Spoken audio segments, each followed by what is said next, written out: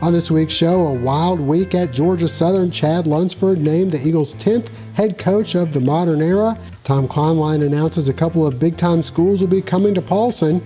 And we have basketball updates and highlights as we welcome you inside the Eagles' nest.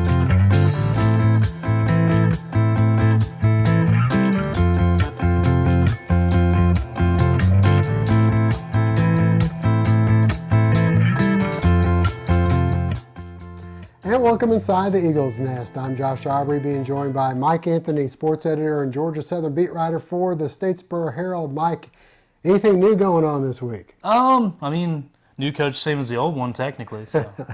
Well, Chad Lunsford officially, they took the interim tag off of his name, which came with quite a nice Christmas bonus, I guess you could say, that he will be receiving for the future. Chad Lunsford is now being named the 10th overall Eagle head coach since the modern era, and of course he's 2-3 on the season as the interim head coach, but I guess they felt like the turnaround over the last couple games, along with maybe what he's been able to do behind the scenes that, according to Tom Kleinlein, we haven't been able to see, but he has. They thought he was the best candidate. They made it clear to say he wasn't given this, that he earned it.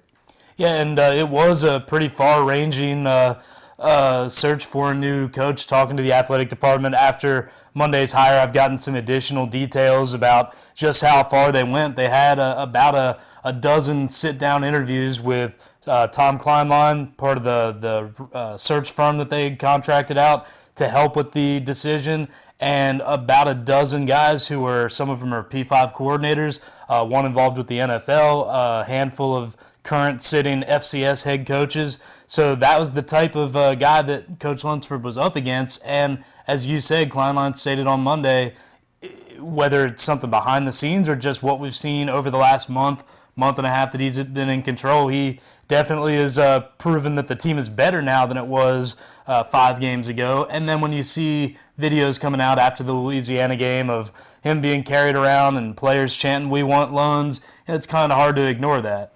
Well, it is, although there's been those similar situations before, as back in after the GoDaddy Bowl, all the players were holding Dale McGee up off the field and made it very clear that they wanted him to be their next head coach, and he didn't really even get an interview for that job at that time. Be interesting to know who the 4 finalists were that they got it down to, and decided that Chad Lunsford was the best. But you know, as you mentioned, the players definitely have made it clear that that's who they wanted as a head coach. He has won the last couple games. They've got a big game with Coastal coming up, and I guess, you know, the big question mark was, you know, were they bringing him in because he was the cheaper alternative of what they had? But the fact that they gave him $650,000 tells me that that wasn't the case. Yeah, I think that they had a good price range in mind depending on who they would get. There are rumors that it could have gone higher if they'd have found a certain coach wanting to come in. All that's hearsay right now. But I think that he's earned it. You know, that's what most FBS head coaches are making right now. Georgia Southern's been fighting to get those salaries up for the last couple of years. That's part of the long struggle moving from FCS to FBS. Yeah, they're here. Yeah, they've won a few games on the field. But part of it is keeping up in terms of revenue, in terms of what you can pay, in terms of how attractive you can make this job to candidates. So I think that it's pretty fair, the way the whole process was done. And you hear coaches talk about a process with how they intend to win games. I think that it was a process with how they went about hiring a head coach. You mentioned the last time that they had to go through this with the GoDaddy Bowl and some players being in support of Dell McGee. Well, I think that given a second chance, you don't just depend on the players, but it's another piece of information that you can consider, find out what could have gone right or could have gone wrong last time, and it's, I think, just something that they gave a little more weight to this time around. Tom Kleinlein mentioned that he did think about the GoDaddy Bowl and the Dell McGee situation, and he said he thought last time that there were so many people coming back and players coming back that he felt like they would go in a different direction. To me, it's almost seems the opposite. It seems like you'd want the continuity when things were going well, and when things were struggling, you may want to go outside to bring somebody else in. Regardless of that, he's in place now. We did ask about who the coaches would be on his new staff. Obviously, until they finish the season, that information is not going to be available, and we know the hiring process at Georgia Southern, it could take quite a while before we hear officially who the new staff will be. But we did have a chance to talk with Athletic Director Tom Kleinlein and the new Eagle head coach Chad Lunsford about his hiring. It's an unbelievable feeling. It's just a tremendous opportunity for me. I'm blessed. Lord has put me in a place to have a platform, and so looking forward to that. These players, the Eagle Nation, everything that goes along with Georgia Southern football is it's a humbling experience, and I can't wait to officially lead it. I don't know if it's really sunk in yet. It still feels very new. It'll be the first time today that I walk out there and it's not an interim tag. So, to answer your question, I haven't really put a lot of thought into it yet. I'm just trying to make sure we stick to what we do and be the same every day. From 3 months ago to today, if somebody 3 months ago told you you're going to be the next head coach at Georgia Southern, this was not on your radar, was it? Not at all. I never expected it. I thought we'd go into the season and have a great season, and it didn't happen. And then when all this went down, it was definitely a shock to me. I appreciate the people that felt like that I could do it, and now giving me the opportunity to do it full time. I'm just really fired up. Chad, what about the assistant coaching, your staff that you will be in place for next year?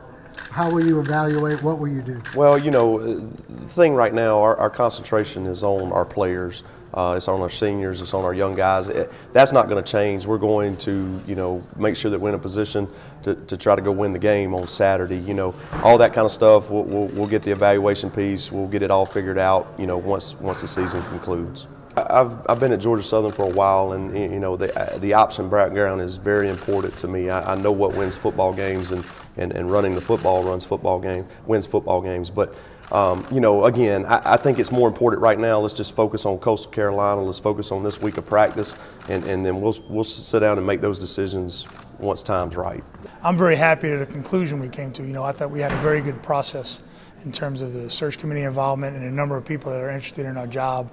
And again, that allowed us to really make a really good decision and weigh our final decision against a bunch of good candidates. And anytime you have a strong pool, a lot of interest, and a good process in place, it's going to lead you to a good decision. I'm very happy with that. I don't only know Chad through this 6 games as the head coach.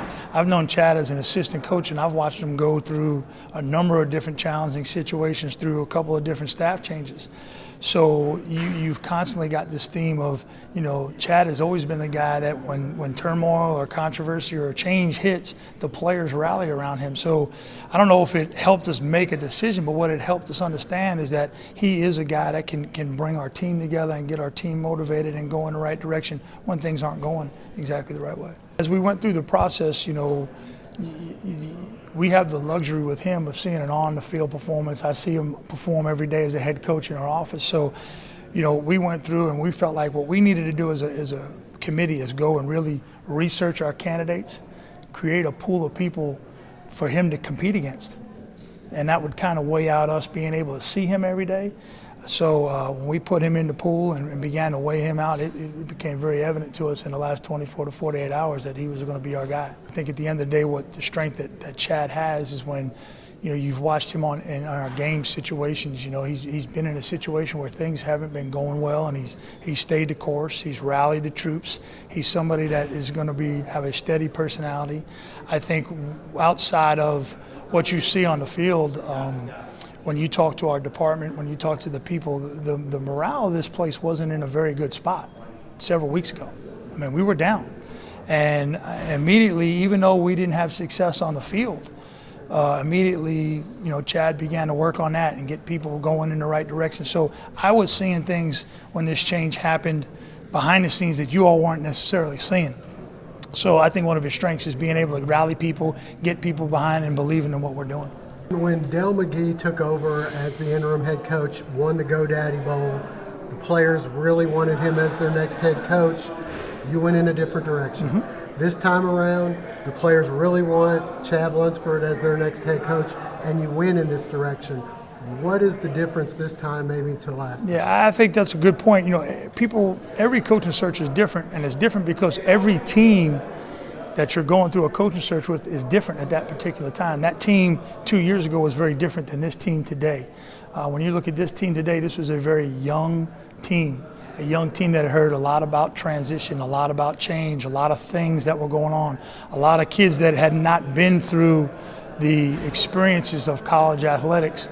So for me, I needed somebody that, I felt that could connect with our team and guide them through some of this stuff without a lot of answers in place. Future schedule. Can you touch on any of that today? Not until the deal's done. We're still waiting to sign it, but I think you guys are going to be very happy. We got some teams coming in here that have not been to Paulson Stadium before, and we'll announce that pretty soon, but we're still waiting on some final signatures, and I promise you I won't keep it from you. I'll get it to you as quickly as possible, okay? Really excited, you know, when you get programs like BYU, Houston, and Boise State coming to Statesboro, I think that's an exciting day for our football program. I think the other thing that we did with some of these moves is that we were able to move around our schedule so that we have 6 home games a year for the next several years through at least 2024, which is important for our fans. Most people know Houston was on our schedule already, and we had to move them back. When we start moving one game, then somebody else has to move games. At one time, I think 10 different teams were involved in these moves across the country, and you know, that's a challenging time, but I think it all worked out for everybody, and we're excited about it. Boise State, BYU, as far as their cachet, how do you feel like that'll go over with the Georgia Southern folks? Well, hopefully it goes over well. I mean, when you talk about, first of all, you talk about Houston and Boise State are 2 teams that have been in the top 25 the last 2 years, and you talk about BYU as a program that's actually won a national championship. I think anytime you can bring those type of programs to your stadium, it should be an exciting time for our fans. Is it tough to schedule depending on what you run? I know there's been some talk about we don't want to go back to under center because it's tough to schedule. Well, I think anytime you schedule or you're successful or what you run on offense, your success, all those things play into factors of you know, trying to schedule football games. One of the unique things about BYU is they are an independent, and they're challenged to try to get some games. So I think that kind of helped us out a little bit.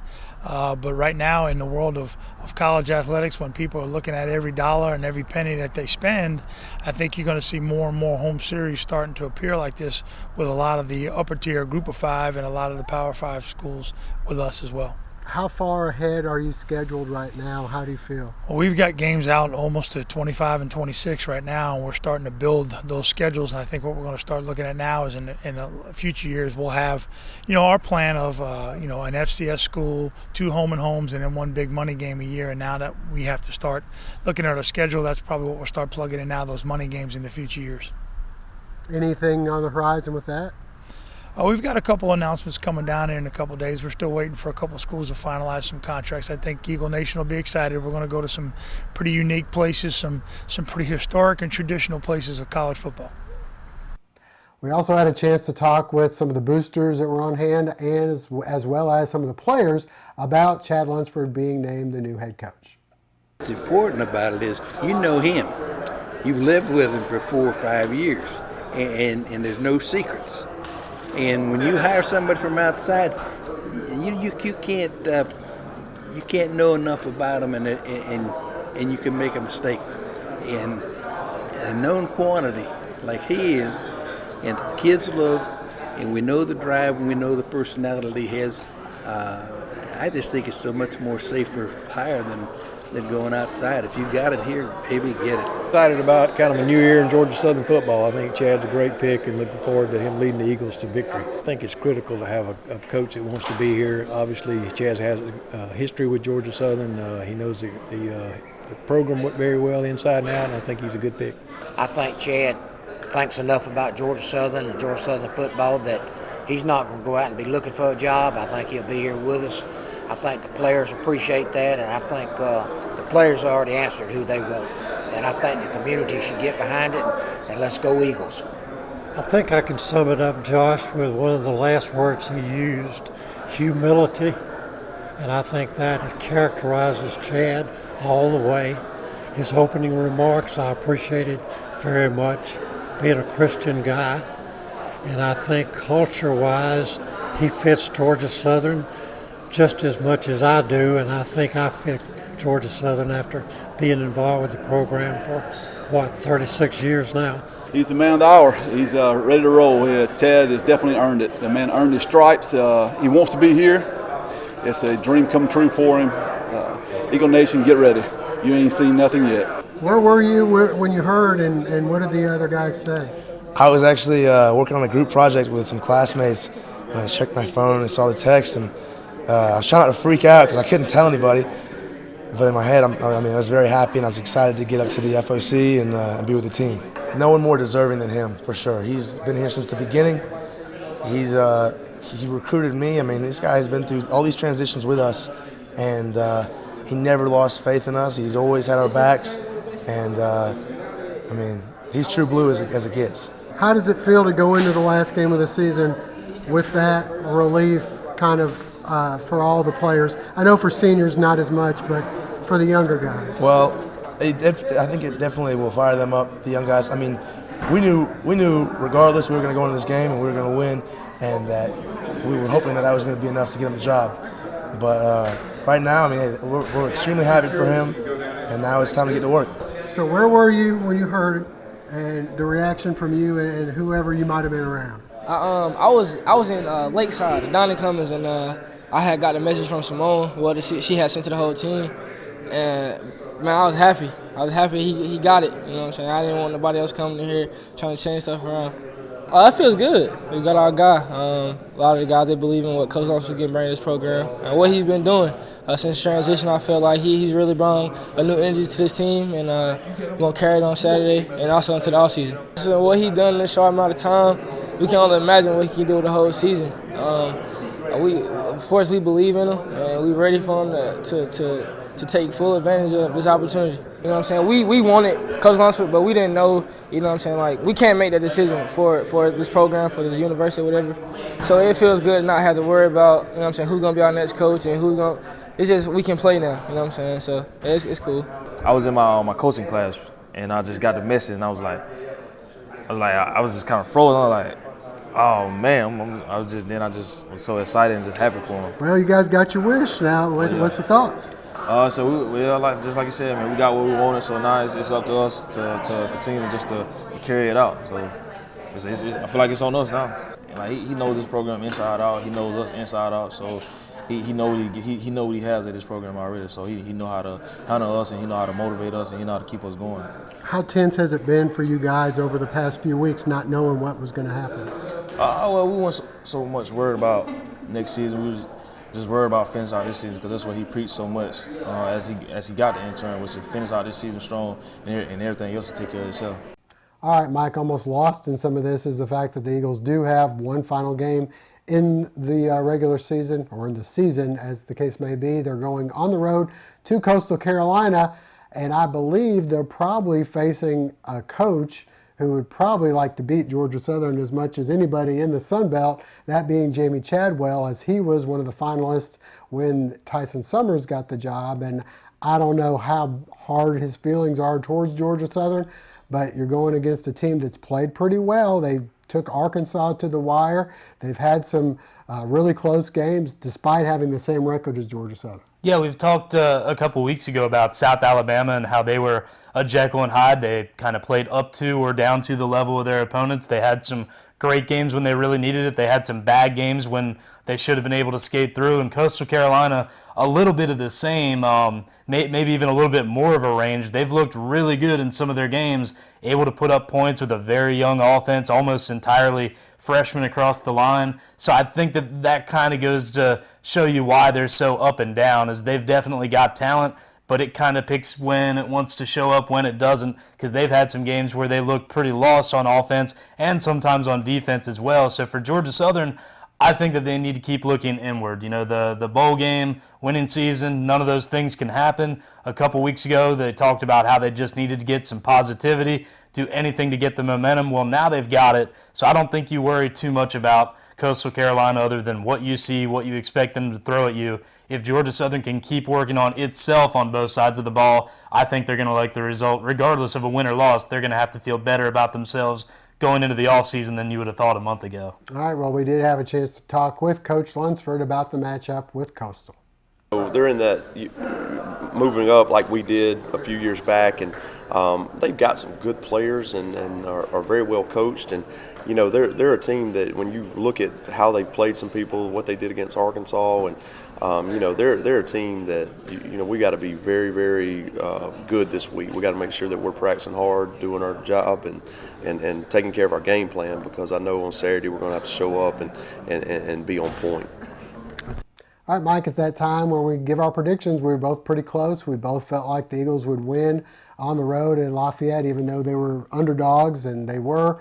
Now this time around, for only the second time this year, Georgia Southern a favorite. They are a 2.5 or 3-point favorite as far as Vegas goes on the road at Coastal. Your thoughts on what you think, how you think this one will play out? I think they go out with a bang. I think the offense, the best thing about the offense, they've been moving the ball and scoring points, sure, but they've been taking care of the ball. No negative plays, very few turnovers. That's the sort of thing that you need to do to win games, especially against a Coastal Carolina team that if they aren't having their best offensive day, if Georgia Southern can go out there and grind and get points on each possession, it's going to make them very hard to catch, especially with how the defense has been playing. And in Coach Lunsford's 5 games, sure, 3 of them were losses, but in 2 of those losses, the defense played very well. They certainly did that in both of the wins. I think it all comes together. They show up and show out one more time. They get their biggest win of the season. I like Georgia Southern 34-17. All right, well, I feel like the only negative going against them right now with making the decision is word is leaking out as to who the assistant coaches will be, who's going to be coming on, who won't be retained, and I think that could play in. You hope it won't, but I think it may. I think Georgia Southern wins, but I believe it's going to be close, maybe 28-27 Eagles. All right, well, let's shift gears, go indoors where the basketball teams are in action. The women have been kind of catching on a little bit. The guys have fallen off a little bit, but it's still early. Georgia Southern guys still playing solid. Give us a quick rundown of how both of those guys are doing right now. Yeah, with the ladies, they got off to a rough start, 1-3 against some tough competition. They've rebounded back. They were supposed to be winnable games. They have been winnable games. They've won the last 2 games to get up to 500. They play a midweek game against Savannah State, so a chance to maybe move over 500 there and really get the ball rolling for Coach Kip Drown and his girls. And then you look at the guys, and as you mentioned, a little bit of a bump in the road here early. A 5-0 start. It had been 25 years since Georgia Southern had done that. But then I think the schedule kind of caught up to them. This is a deep and experienced team, but they had to play 4 games in 6 days, all away from home. A big flight from Florida up to Illinois to play a good Bradley team along the way there. So I think that a little bit of rest will do them good. I think that more road games coming around the Christmas break, but I believe that they've got the talent to pull themselves out of it. The experience is going to help them shake off those losses. I look for them to really catch fire here in the coming weeks. All right, well, let's go out and take a look at some of the highlights from the women's past 2 games. The Georgia Southern women hosting Thomas College Monday night at Hanner. Down by 1 after 1, the Eagles catch fire. Rianne Beeman, the steal ahead to Alexis Folks for 2 of her 10. Next, off the loose ball, it's Vic Stavropoulos with the short jumper. More from the Eagles. Another steal. Folks to Amira Atwater, one of 5 Eagles in double figures. And Georgia Southern rolls in this one by a final count of 79-51. We move to Wednesday night. Georgia Southern hosting Savannah State. The Eagles hitting from outside. Nicole Franks with the hot hand from the corner. Seconds later, it's Franks from near the top of the key. Another triple. Southern up by 6. The Tigers coming up with some answers, though. Freshman Nadia Farmer catches fire from long range. She cans back-to-back 3-pointers to pull State even. Georgia Southern, though, able to grab a first-half lead. Amira Atwater with the drive. She hits the bucket. Then it's Tatum Barber taking it to the rack. She gets the tough 2 here. Georgia Southern with the lead at the half, but the Tigers would end up getting the win in this one. Another 3, and State wins 71-67. And of course, the guys getting in action Saturday at 5, they'll take on Tennessee Wesleyan at Hanner Fieldhouse. All right, well, that'll wrap things up for now. For Mike Anthony, I'm Josh Aubrey. Thanks for joining us. Hope to see you again next week.